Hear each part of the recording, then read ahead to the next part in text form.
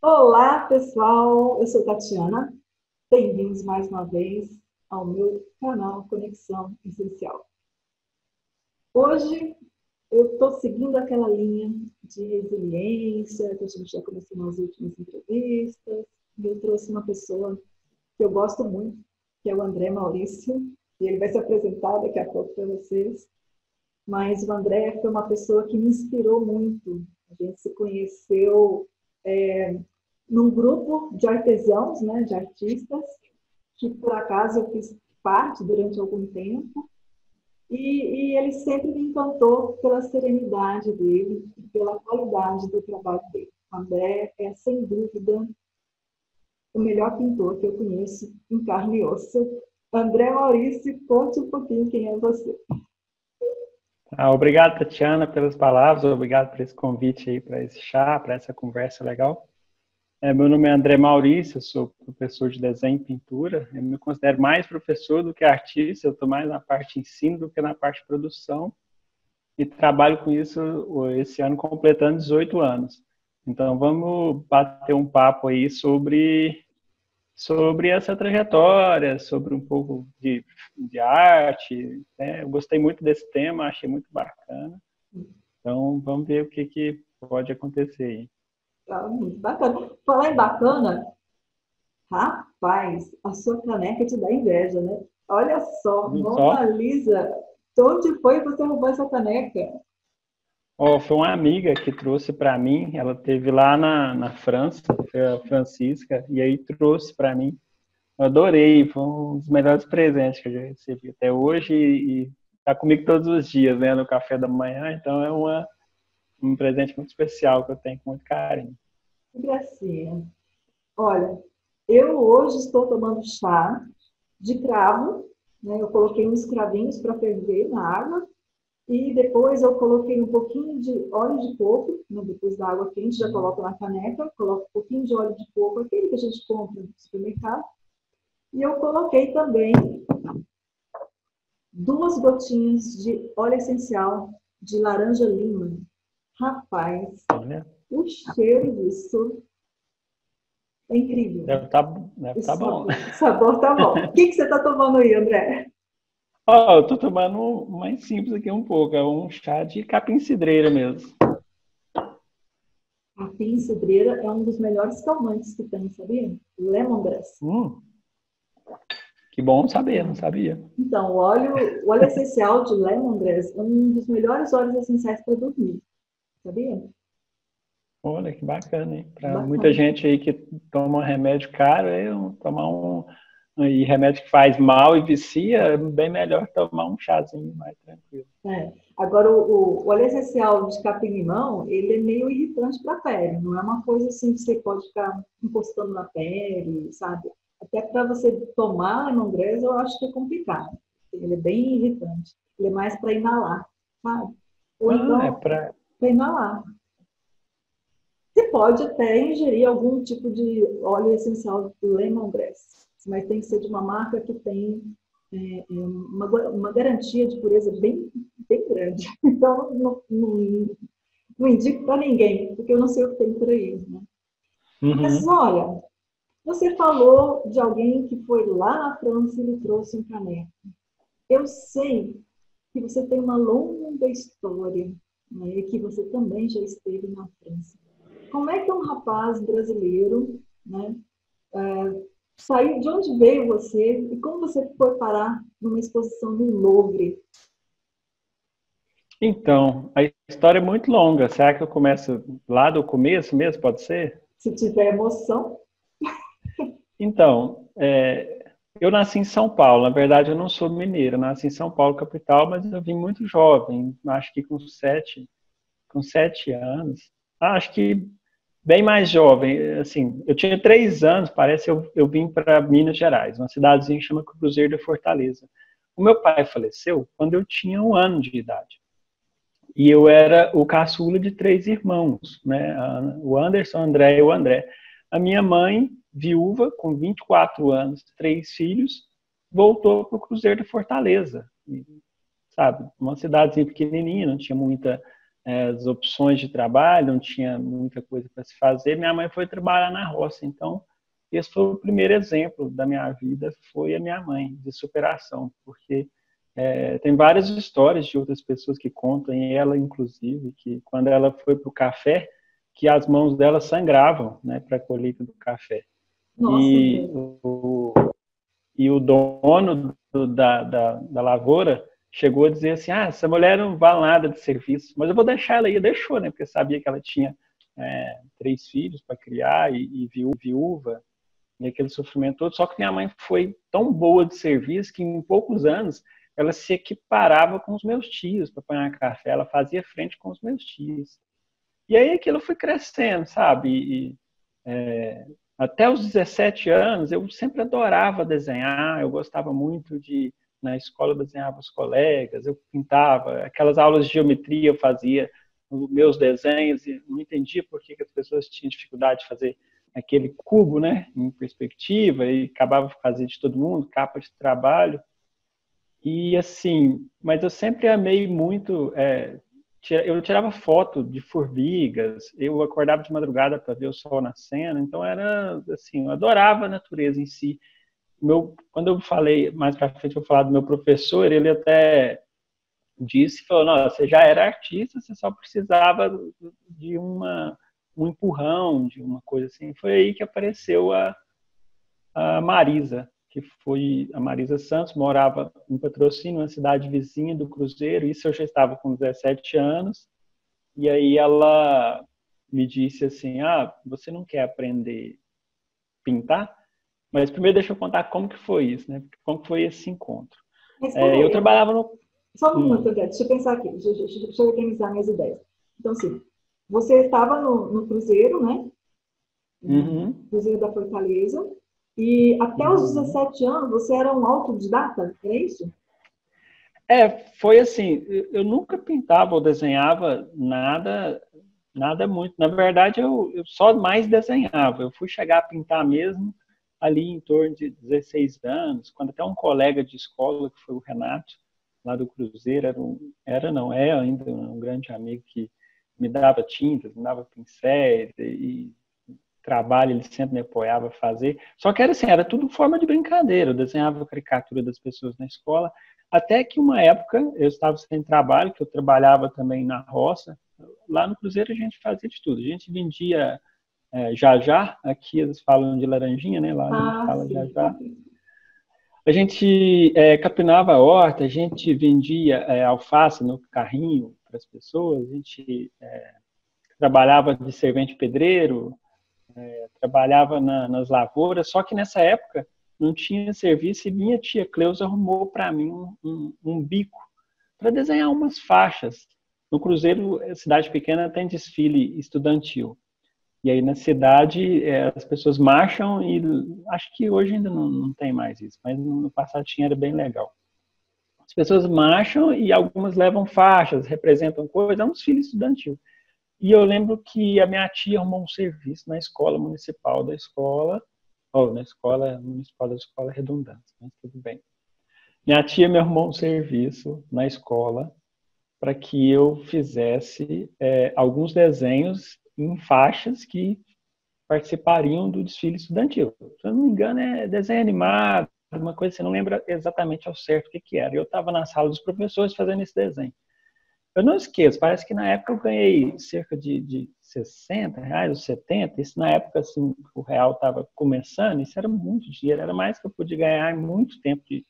Então eu já comecei a ver uma oportunidade, né, financeira a partir daí. E nisso, tinham vários professores lá nesse colégio, e chega a Marisa Santos, na época ela estava fazendo uma visita lá, e viu o meu trabalho, falou, eu acho que eu vou te ensinar a pintar. Eu não sei muito, não, porque eu faço aula lá em Patos de Minas com uma professora lá, mas o pouco que eu sei eu vou te ensinar, e a partir daí você vai continuar e você vai ser um grande pintor. E eu pensei assim, E, sabe, ela viu em mim algo que nem eu mesmo vi. Então, por isso que eu falo que ela foi quem plantou a semente da arte. Uhum. Ela me perguntou, eu vou te ensinar e não vou te cobrar, mas você só precisa comprar os materiais. Mas eu não tinha nem dinheiro para comprar os materiais. Aí, o meu tio, eu entrei em contato com o meu tio de Brasília, que é o tio Aloysio, né? A gente conhece ele por Tifizinho, e ele que me deu essa ajuda. Né? Foi lá, deu dinheiro, eu comprei os materiais, fui para a casa da Marisa, na cidade vizinha, ela acreditou em mim e eu comecei a pintar. E foi numa época muito conturbada da minha vida. Inclusive, eu vou me abrir aqui, abrir meu coração mesmo para você e para todo mundo que estiver assistindo, porque é uma coisa que poucas pessoas sabem. Lá na cidade todo mundo sabe, mas eu vinha numa época, eu tinha 17 anos e eu tinha acabado de sair da prisão. Sério. Eu tinha me envolvido em uma briga, nós estávamos numa roda de amigos, com bastante bebida alcoólica, nos divertindo, e ocorreu uma confusão lá na hora, e eu acabei que entrei no meio dessa briga com uma das pessoas e acabei agredindo essa pessoa que quebrou um dos vidros de bebida que a gente tinha, e aí essa pessoa veio para perto de mim, eu fui tirar satisfação porque ela tinha feito isso e acabei fazendo uma besteira muito grande. Nem eu mesmo acreditei no que tinha acontecido, nem as pessoas que estavam do meu lado, só sei que ficou uma coisa muito estranha. Eu fui para a cidade vizinha, Patrocínio, fui preso e voltei no outro dia. Aquilo, para mim, foi a primeira transformação grande que eu tive na vida, sabe? Eu passei uma noite na cadeia que até hoje eu ainda lembro do que houve. Então, E assim... Esse momento, né? Vou me meter aqui, porque eu sou muito emotiva, preciso dar uma distraída. Você precisa me desacelerar, porque eu dando a falar e não paro. Não, mas assim, esse momento, você falou assim que você passou uma noite na cadeia e isso foi uma grande transformação. Sabe? Assim, o que transformou em você?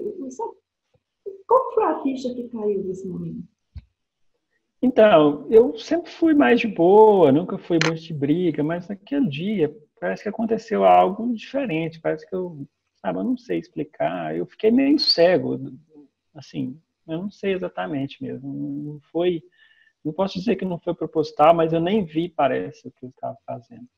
E naquele dia foi uma turma lá, bem no finalzinho da noite, parece, se eu não me engano, teve um momento que foi lá na prisão, né, que foi umas pessoas lá fazerem orações, e eu lembro direitinho, tinha duas pessoas mais jovens duas pessoas jovens lá, não sei bem a idade, né, mas eram pessoas jovens, e tinha um senhor bem velhinho lá que estava preso também.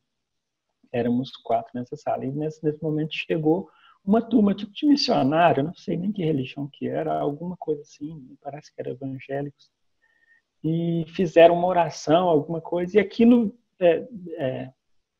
não sei, me deu um sentimento assim, nossa, por que eu vim parar aqui? O que eu fiz? Tantas pessoas que me apoiam, tantas pessoas que torcem por mim. A minha mãe, o que ela vai pensar? Porque minha mãe já morava em Uberaba, ela tinha mudado para Uberaba e eu estava morando sozinho lá no Cruzeiro. Então, eu trabalhava de dia, estudava à noite e fazia ruaça no final de semana. Então, eu era um adolescente um pouco rebelde mesmo. Por isso que eu falo que foi bacana isso, porque a Marisa, ela foi algo assim, de uma pessoa de muita, como é que eu vou dizer assim, muito cristã mesmo na palavra, vamos dizer, porque ela não teve julgamentos, ela me levou para dentro da casa dela, isso tinha acontecido uma semana antes ou 2 no máximo. E ela me levou, ela sabia, não, o Cruzeiro inteiro sabia, lá no Cruzeiro era assim, você sabia até o nome dos cachorros, acho que até hoje em dia é assim, porque é uma cidadezinha de 6 mil habitantes aproximadamente, não sei se estou errado. Então, ela me levou para dentro da casa dela, com muito carinho, me ensinou, eu pintei lá com ela 2 quadros, um quadro de marina, que é um barco, até tá com uma das minhas professoras, a Maria Geralda, que eu dei para ela, que ela me ajudou muito também no começo, me apoiou, incentivou, deu tela. Outra também que eu pintei foi uma orquídea amarela, que tá com o meu tifozinho, que é a minha tia Fatinha, que eu dei para eles. Então, eu pintei esses 2 quadros. E foi bem engraçado que ela falou, vamos pintar um copo de leite? E aí eu fiquei na cabeça pensando assim, gente, por que será que nós vamos pintar um copo? Mas na minha cabeça era o copo com leite. Né? Tipo, um copo, leite branquinho. Mas aí a hora que ela trouxe a foto e e mostrou a flor branca. Eu falei, nossa. Aí eu contei para ela, a gente riu um pouco, e depois eu comecei a pintar, acabei escolhendo um orquídea amarelo.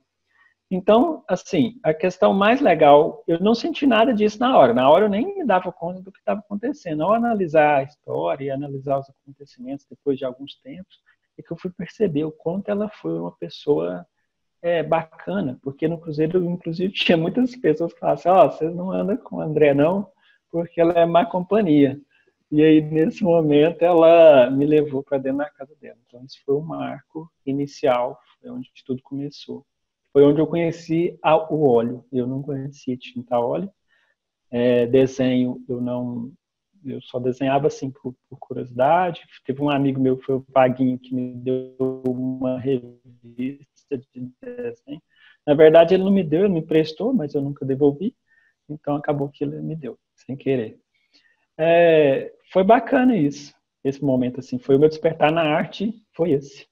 E aí, e logo... como é que você chegou a Uberlândia, de lá para cá? Foi assim, primeiro eu fui para Uberaba. Então, logo que aconteceu isso, passou poucos meses eu mudei para Uberaba. E quando eu mudei para Uberaba, foi tudo, Deus preparou tantas pessoas boas no meu caminho, que foi super interessante. Quando eu cheguei em Uberaba, já tinha um professor lá me esperando. O meu padrasto, minha mãe morava lá em Uberaba, e eu tinha um padrasto lá, e ele era amigo de um pintor lá, um pintor espetacular, alguém assim, ele era apenas 2 anos mais velho que eu, mas tinha uma capacidade enorme, já tinha alunos, ateliê, vivia da arte, né, expunha todo final de semana uma feira lá na Jorge Frangio, lá em Uberaba.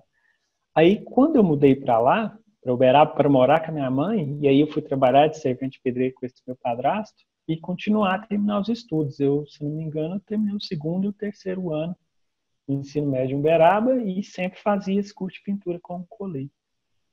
Chama Colei Nardi, de Uberaba, e me deu aulas por incríveis 5 anos ininterruptos. E, assim, uma pessoa muito amável, muito dócil, muito educada, muito fina. Foi aonde eu também comecei a ter contato mais com a espiritualidade, até porque lá no Cruzeiro eu já tinha me aventurado até ser coroinha, quando eu era mais jovem, mas só conhecia o mundo, assim, dentro do mundo católico. Quando eu vim para Uberaba, meu professor, ele gostava muito, tinha muita simpatia pelo espiritismo, gostava de estudar muito. Aí eu tive um pouco de contato com essa parte, assim, espiritual. E ele foi como um verdadeiro pai para mim. Como eu não tinha pai, cada cidade que eu ia chegando, eu fui tendo um pai diferente. Que Uberlândia também tem uns. Depois eu falo. Depois eu falo quem foi. Então, assim, foi um marco. E aí eu não... Nossa, para mim, a minha alegria era o dia da aula de pintura com o Colei. Porque eu lembro, se eu não me engano, era toda terça à noite. Acho que era no começo. No começo foi durante o dia, depois foi no sábado, quando eu estava trabalhando, mas a maior parte do tempo parece que foi à noite na terça-feira, porque eu trabalhava de dia e aí acabava o trabalho, eu podia estar cansado tanto que for, mas eu adorava a aula e não via a hora de chegar. André, e continuei com os meus trabalhos. Você, nesse momento, né, então olha só, a arte e a espiritualidade chegaram mais ou menos na mesma época na sua vida. Né? Então, assim, lá atrás, na sua cidade não, onde você morava, no Cruzeiro, você estava na cadeia, alguém fez uma oração, aquilo de alguma forma mexeu com você, logo em seguida veio a Marisa, que é a representação da arte, né? Então chegou assim, alguma coisa de espiritualidade, né? Ou de religiosidade, uma coisa lhe tocou, depois chega uma pessoa, né, que também toca o seu coração pela generosidade, pela abertura que ela tinha de receber você, né, que tinha fama de bagunceiro, né, e traz a arte de uma forma mais consistente, né, e falando, né, que você vai ser um grande pintor. Depois você vai para Uberaba e encontra ali uma referência que numa pessoa só já está afunilando a arte e a espiritualidade juntas na mesma pessoa. Uhum. Né? Então, eu achei interessante você fazer essa colocação. Como que a arte e a espiritualidade foram entrando na sua vida? Eu esqueci de mencionar, as primeiras vezes que eu vi obra de arte, vamos dizer assim, pelo menos no papel, pelo menos nos livros, foi na escola, claro, né? Mas não foi assim algo que despertasse tanto interesse, mas foi com uma Bíblia de capa amarela, um pouco grossa, que meu padrasto tinha em casa. Porque quando minha mãe saiu de São Paulo, viúva, ela casou de novo, lá no Cruzeiro. Casou assim, né? Teve um relacionamento de novo e teve mais 3 filhos, que são meus irmãos mais novos, só por parte de mãe, que é Nerimar, Wallace e William. E na casa do pai deles tinha uma pequena Bíblia e eu adorava ver essa Bíblia porque tinha as imagens. Mas eu não tinha assim, curiosidade nenhuma de ler quem que era o autor, quem que era o pintor, quem que era a técnica. Não tinha, para mim isso era indiferente. Eu estava focado em ver as imagens. Então eu lembro de ver muitas imagens sacras, por exemplo, do Caravaggio, de Rubens, de Rembrandt, mas eu nem sabia quem eram essas pessoas, nem imaginava, né? Assim, na verdade eu estava vendo sem nem olhar os nomes. Então esse foi uma coisa que eu fui voltar e pesquisar assim na minha mente, na minha memória, onde que eu tinha visto e fui lembrar dessa Bíblia. Depois eu tenho até que conversar com a minha mãe para ver onde que está essa Bíblia, para ver se eu consigo puxar mais a memória ainda, olhando de novo essas imagens, porque foi meu primeiro contato. Eu achava aquilo lindo, maravilhoso, assim. Embora na arte tenha paisagens, natureza morta, marinhas, animais e tudo mais, mas o retrato sempre para mim foi muito marcante. A arte sacra, que aquelas imagens bíblicas que eu via, que me deixou, assim, me deixava curioso e eu não sabia por que, de onde que vinha esse gosto. Acho que é uma coisa de afinidade, né? A gente simplesmente gosta ou não gosta. Eu simplesmente adorava. Ou de outras vidas, vai saber, né? Sim, com Né? certeza. Pode ser sim, eu acredito. Então, assim, eu percebo, pelo que eu conheço da sua arte, que essa influência, né, dessas imagens que você relatou, da Bíblia, elas estão bem presentes no seu trabalho hoje. Inclusive, você está preparando uma exposição sobre isso, não está? Sim, nós estamos atualmente trabalhando, já tem 2 anos que nós estamos fazendo imagens assim voltadas para esse tema. Vai ser uma exposição que vai se chamar Arte e Fé. São imagens que representem a fé, de diferentes formas, diferentes jeitos, diferentes maneiras de interpretar. A ideia é que seja uma coisa coletiva minha, dos meus alunos aqui. Então já tem muita coisa boa produzida. Em breve nós estaremos aí trazendo um convite aí para todo mundo participar. Muito bom. André, aí você chegou em Uberlândia. Aqui em Uberlândia, quais foram as mãos que se estenderam para você? Bom, foi assim, eu mudei aqui para Uberlândia por causa da Faculdade de Belas Artes. Aí eu lembro que em 2006, um pouco antes de eu ir para Uberlândia, eu fui para Bahia. Porque o meu professor lá, ele estava assim, com vontade de sair, fazer ter umas experiências diferentes. A gente estava empolgado, a gente foi como mochileiro para o litoral baiano. Aí começou em Porto Seguro, foi Arraial da Ajuda, Trancoso, Ilhéus, até chegar em Salvador. E foi uma experiência, não, sem comentários, né? Foram pouco mais de 3 meses que nós ficamos lá. Foi uma época bem difícil, bem complicada, porque, infelizmente, a arte, a gente tinha uma visão de que ia ser tudo às mil maravilhas, mas chegando lá não foi exatamente. Foi tudo muito mais do que a gente tinha imaginado. Foi muito melhor, na verdade. Não foi tão bom financeiramente, não foi assim tão gratificante nesse ponto, mas a gente conseguiu ir, sobreviver, voltar. Foi bem difícil. Para ter uma ideia, eu perdi 13 quilos em 3 meses. Quando minha mãe me viu, quando eu voltei, ela até se emocionou, mas eu falo que foi minha primeira faculdade. Mas aí eu voltei para Uberaba, e lá mesmo na Bahia, quando a gente estava em Ilhéus, a gente conseguiu fazer uma grande exposição lá no Centro Cultural. a nossa imagem saiu estampada no jornal, a gente deu entrevista nas rádios, aí meu professor falou para mim, o colei, André, você quer ser artista mesmo? Se você quiser, não é brincadeira não, você tem que se dedicar. Então eu via essa imagem da disciplina no meu professor, da dedicação, que eu chegava lá todo domingo e ele estava mexendo no ateliê dele, pintando, desenhando, fazendo alguma coisa. E a gente criou um laço de amizade também, além do professor e aluno. Só que eu saí de Uberaba e vim para Uberlândia. E aí cheguei aqui, lá em Uberaba eu já tinha começado a dar um pouquinho de aula, lá na Casa do Artesão, já estava com alguns alunos, eu já não trabalhava mais de servente, eu trabalhava só os finais de semana de garçom, que era para complementar a renda. Aí eu cheguei aqui em Uberlândia e falei, nossa, vou começar tudo do zero, né? Aí o vestibular ia demorar, eu falei, aluguei um cômodozinho e comecei a dar aula de desenho. Fiz uma propaganda, né, dou aula de desenho e tudo mais, mas tinha pouquíssimos alunos, eu acho que eu tinha só 1 ou 2 alunos, e eu falei, tem que complementar minha renda. E aí eu fui trabalhando de garçom, arrumei serviço de garçom aqui durante a noite e nos finais de semana, e eu dando aula para uma aluna, ela reclamando, nossa, mas que meu jardineiro faltou, nossa, meu jardineiro hoje não foi. E aí eu sempre ouvindo aquilo, falei com ela, você não gostaria que eu fizesse um bico lá para você de jardineiro? Eu não sei não, mas se me ensinar o que precisa fazer, eu vou. Ela, mas tu sabe trabalhar? Eu falei, que isso, eu já trabalhei até na roça, por que eu não vou trabalhar de jardineiro? Ela, então você vai. E eu lembro que era uma boa caminhada, era 1 hora de pedalada até chegar na chácara dela. E aí, o que era para ser um quebra-galho ficou quase 2 anos. E aí depois foi subindo o número de alunos, poucos. Eu comecei a expor na Praça Sérgio Pacheco todo domingo. E aí um aluno aqui, outro ali. Eu tomei pau no vestibular da UF, tomei pau assim.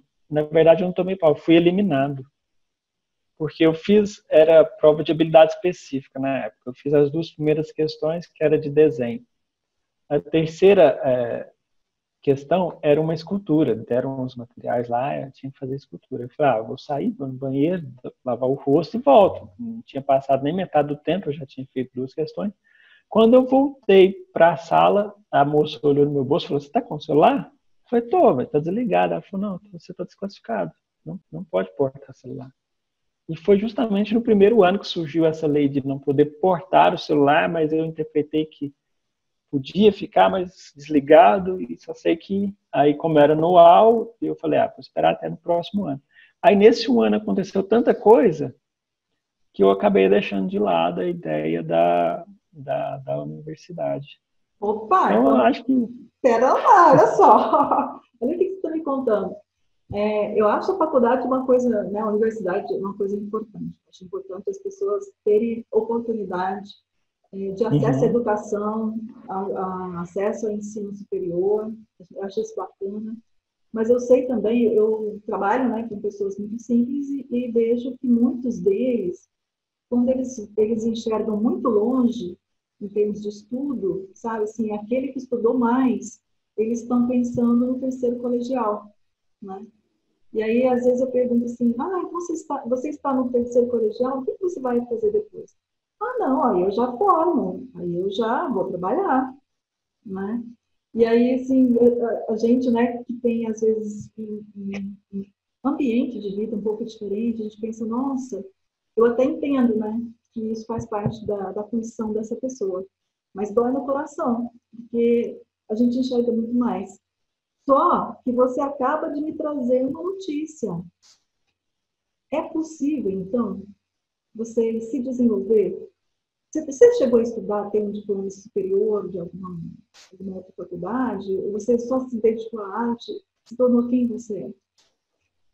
Então, eu parei no ensino médio, eu me formei no ensino médio e não fiz curso superior. Né? Eu queria ter tentado a arte, mas aí aconteceu isso. E acabou que nos próximos anos foram acontecendo coisas que parece que não era para mim fazer o curso de artes mesmo. Eu ainda tenho vontade de fazer, é bem provável que eu faça mesmo. Sim. Mas naquela época não rolou mesmo, vamos dizer assim, né? Então, e não rolou várias outras coisas mesmo. Parece que era para ser o que era para ser mesmo. Porque lá em Uberaba eu fiz prova para arquitetura, na UniU, passei e fiquei muito chateado porque não consegui fazer, minha mãe não tinha condições. Minha mãe trabalhava e trabalha até hoje, é uma guerreira de empregada doméstica e construiu casa, comprou as coisas dela, tudo na marra mesmo. E hoje ela é uma vencedora. Então, eu não fiz a faculdade, mas eu acredito que a desenho e pintura é muito da prática. Leonardo da Vinci mesmo dizia que se aprende a desenhar desenhando. Então, é claro, é bom você ter professores para te diminuir um pouco de cabeçada, né, vamos dizer assim, e de encurtar, pegar alguns atalhos, mas nada melhor do que a prática constante. Então, hoje, para os alunos que entram, eu sempre digo para eles, eu tenho meus primeiros quadros aqui para mostrar para eles, e primeiros desenhos, que eram bem ruinzinhos, assim, que eu achava ótimo na época, que é possível desenvolver, a gente precisa desenvolver o olhar, desenvolver a habilidade e desenvolver a sensibilidade. Então, tudo isso é uma série de exercícios e a própria vivência vai fazendo com que a gente desenvolva. Mas aí para você chegar nesse ponto, você teve que ter objetivo, você tinha um objetivo, você decidiu ser, você quis ser artista e viver da arte. Sim. Certo? Então, assim, você teve um objetivo, você teve persistência e dedicação. Você se esforçou muito, você colocou isso como prioridade na sua vida, fez seus bicos de jardineiro, de serpente de pedreiro, tudo, mas você colocou a arte como questão principal na sua vida. Né? Sim, a decisão definitiva aconteceu em 2012. Em 2012, eu lembro que eu trabalhava de garçom num clube aqui em Uberlândia nos finais de semana. E eu era sexta, sábado e domingo, trabalhando no clube. E aí, às vezes, dia de sábado, e sábado eu trabalhava servindo em casamentos, às vezes saía 5 da manhã, 6 da manhã da festa, e aí trabalhava no outro dia de domingo, e chegava na segunda eu estava esgotado, eu queria poder criar, eu queria praticar pintura, desenho, mas não conseguia. Mas eu tinha aquele medo que falava assim, nossa, mas você está estabilizado, está ganhando uma quantidade que está dando para manter. Se você largar tudo isso pela arte, vai ser muito arriscado. Só que eu abracei a causa. Eu falei, seja o que Deus quiser. E realmente Deus me abençoou muito e eu consegui mais alunos e depois mais. E as encomendas sempre foram acontecendo. E depois vieram as ideias dos primeiros salões. E aqui em Uberlândia, o pai que eu tive, que foi o Marco, um determinado dia eu fui num lugar tirar xerox para me dar aula. E chega lá eu vi um papelzinho escrito, aprenda Tai Chi Chuan. E eu que sempre tive curiosidade de saber o que era Tai Chi Chuan, aprender. Aí eu liguei e foi aonde a esposa do Sr. Antônio, Dona Liri, me atendeu. E eu não entendi nada que ela falou. Eu só entendi assim, UFO, quinta-feira, 7 da manhã. E aí eu fui.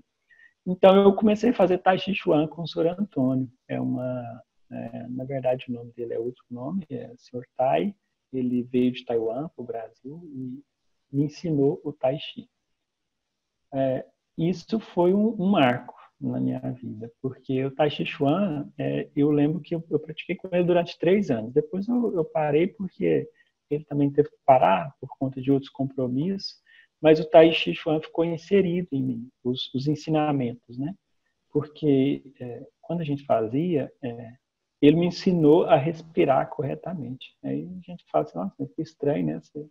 Você não sabia respirar antes? Como você fazia, né? Você só vivia sufocado, mas ele me ensinou, eu vou explicar aqui uma coisa que eu sempre falo na minha aula, que tem que ter 4 características da respiração: longa, fina, silenciosa e devagar. Então eu comecei a trazer isso para a pintura, para o momento da pintura. Eu praticava essa respiração, como ele falava, esse inspira e solta. Ah, não, peraí, agora você vai me ensinar. Não vou deixar passar. Né? Então, assim, a gente já vai ter que encerrar, né? O tempo está praticamente acabando. Né? Então, assim, me ensina essa parte da respiração. Como é que eu faço? Como é que é longa, fino? Como é que é isso? Me ensina. Então, é simples. É assim, no Tai Chi a gente fazia com certos movimentos, que é como se fosse uma apresentação de kata do karatê, só que do Tai Chi Chuan. E a respiração você pode fazer ela em qualquer momento, basta sentado, por exemplo, coloca os dois pés no chão e inspira e solta. Então, esse inspira e solta, no começo a gente tenta fazer assim, a gente tenta inspirar em 3 segundos, inspirando. Inspira e solta. Bem Inspira, longa, inspira bem pelo nariz suave. e solta pela boca. Pode ser. Você inspira pelo nariz e solta pela boca. Sem fazer força, bem suave, bem devagar, bem fina e bem silenciosamente. Então, isso foi sendo trago para a nossa vida. Eu acredito assim, agora entra um pouco da questão da espiritualidade, porque assim, eu acredito que todos nós somos filhos de Deus, isso aí é mais do que certo. Qualquer religião, né, que esteja, a pessoa com certeza acredita que veio, né, apesar de ter pessoas ateus, eu, né, respeito a opinião de todo mundo, mas com certeza, no fundo, todo mundo sabe que tem um ser maior por trás de tudo, um arquiteto do universo. E o foco, nós como seres humanos, precisamos melhorar e aprimorar essas virtudes, né? Todo mundo busca a luz. Essas luzes seria praticar a fé, praticar a benevolência, praticar respeito, praticar todas essas virtudes para desenvolver para ser um homem sábio, né? Mas ser um homem sábio não é algo fácil, né? Mas a gente já busca pelo menos ser virtuoso, né? Praticar essas coisas. Então essa respiração me ajudou muito na arte, na pintura, e aos poucos isso foi se refletindo na minha vida também. E na arte eu sempre tive a alegria de encontrar com muitas pessoas especiais, você, por exemplo. Tive o prazer de encontrar com a Francisca, que foi uma aluna que conversou com uma pessoa através de bate-papo pela internet. Essa pessoa era da França, essa pessoa acabou vindo aqui, Berlândia, me convidou, que é o senhor Emanuel, e depois me levou para a França. Eu expus lá, a gente ficou lá mais de aproximadamente um mês e foi uma experiência muito bacana. As obras que eu vi nos museus de lá mexeram e ainda mexem com a minha cabeça até hoje, e aconteceram inúmeras coisas, assim, seria difícil enumerar todas aqui, Mas mas olha, que faria com que era para eu seguir esse caminho mesmo. então assim, agora a gente encerrando, né? Aquele menino arruaceiro que passou pela cadeia, né? Que perdeu o pai com 1 ano de idade, mais ou menos, passou pela cadeia, passou por muitas mães e muitos pais adotivos, né? Por todos os lugares que você morou, por onde você foi, sempre que teve alguém que te acolheu, né, que te direcionou, e que bom que foram pessoas boas, né, que você foi bem direcionado. E a arte começou lá atrás na sua história, sabe? Com esse dom, essa apreciação pelo desenho, desde criança, desde garoto. Né? E isso foi crescendo durante a sua vida toda. E aí a arte sacra, né, aparece numa Bíblia que encanta você, pintores do exterior. Né? E aí você é esse menino que não conseguiu fazer a universidade ainda, né? Mas como você mesmo disse, tem tempo, você não conseguiu ainda, foi lá desclassificado no vestibular, mas ganhou medalha no Museu do Louvre. Então, para esse menino, que hoje é esse homem iluminado que você é, uma pessoa que inspira e que ajuda, que você é muito generoso, né? Esse menino podia traduzir, então, para nós o que significa arte e luz, em nome do seu ateliê. Então, é difícil assim, mas a arte e a luz é justamente isso. Nós precisamos dessa luz interna. Sem luz, não tem como. Vou dar outro exemplo para explicar isso, porque eu tenho que inspirar as pessoas, tudo que elas têm de melhor e tudo que elas têm de bom dentro de si. E quem me ajudou isso foi um amigo, chama Sérgio. Um dia eu vi um quadro meu de frutas, e ele, várias frutas, né? Aí ele viu uma banana e falou assim: nossa, essa fruta eu vejo no seu quadro, dá vontade de comer. E a partir daquele momento me deu um clarão, assim, sabe? Me deu um insight. Eu falei: nossa, que responsabilidade. O que eu faço, o que as pessoas veem, motiva as pessoas, impulsiona as pessoas, fazem as pessoas refletir. Uma vez eu pintei um quadro de Jesus que estava pregando para as pessoas, tinha várias pessoas que não entendiam e uma delas só estava com a expressão de felicidade. E aí uma aluna minha virou para mim e falou: eu quero ser esse aqui que está com a cara de feliz, que esse compreendeu a mensagem. Então, imagem, se a gente olhar as duas palavras, ima, né? Ima traz as coisas. E agem, parece que é do latim, que é a ação. Então, uma ação que atrai, né? Esse imã. Então, quando você vê uma imagem, a gente, infelizmente, vê muita coisa ruim na internet, tem muita coisa boa, mas tem muita coisa ruim também, tudo depende de como se é usado. Mas tem muita coisa que gera muitas outras coisas ruins, às vezes coisas obscenas, cenas muito horrorosas, às vezes desastres, catástrofes, mentiras, fake news. Então, de tudo isso são artes, né?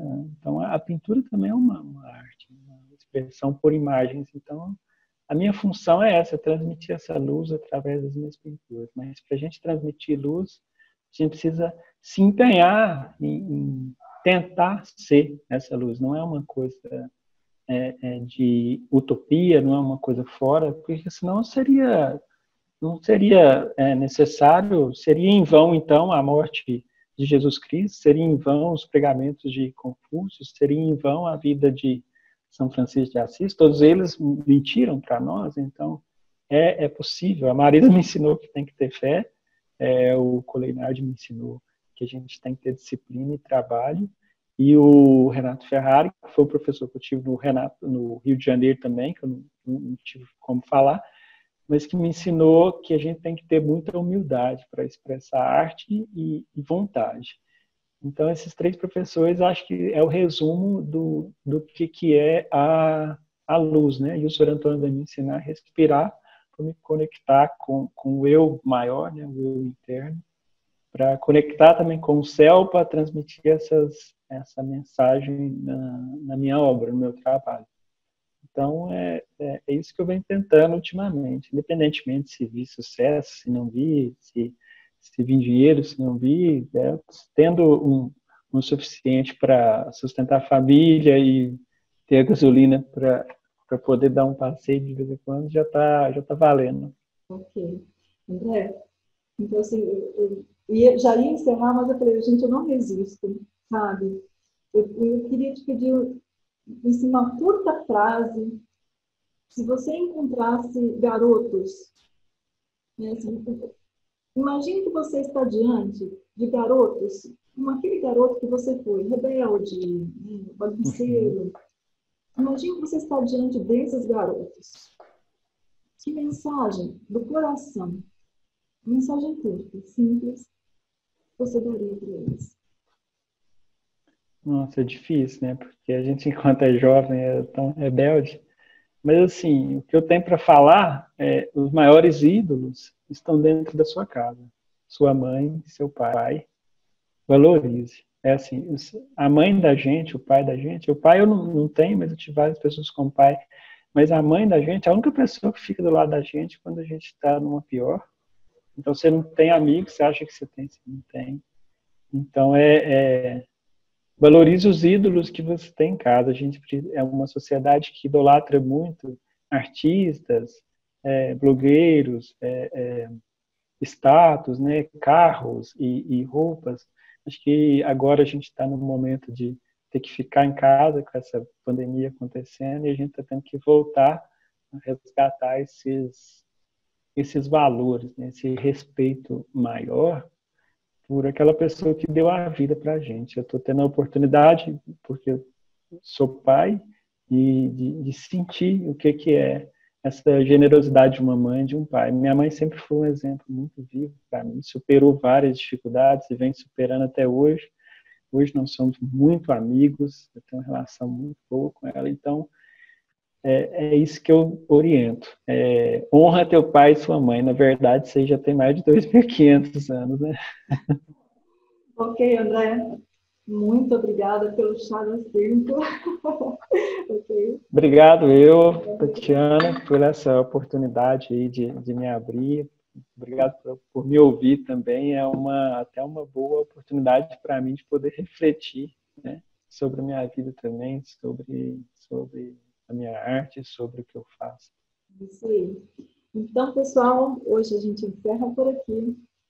Eu vou deixar na descrição do vídeo, aqui abaixo, todos os contatos do André e também ao final do vídeo, para vocês que querem ter um excelente professor iluminado, André Maurício, vocês façam contato com ele, vale a pena.